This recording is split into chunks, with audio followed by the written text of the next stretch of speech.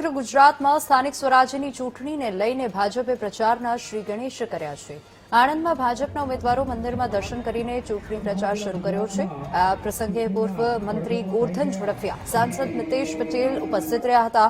આણંદ મહાનગરપાલિકાના મોટી સંખ્યામાં કાર્યકરો અને સમર્થકો સાથે તમામ 13 વોર્ડના 52 ઉમેદવારોએ ચૂંટણી પ્રચાર શરૂ કર્યો હતો અને આ નિમિત્તે ઉમેદવારોએ જનસેવા અને વિકાસ માટે સંકલ્પ પણ લીધો।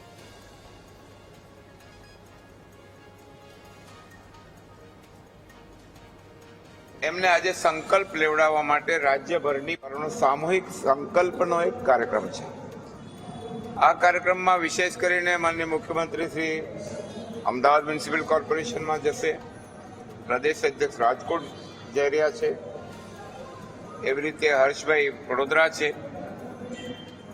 પાટીલ સાહેબ સુરત છે, બધા એક એક મહાનગર નવા જે બન્યા છે અને જૂના છે।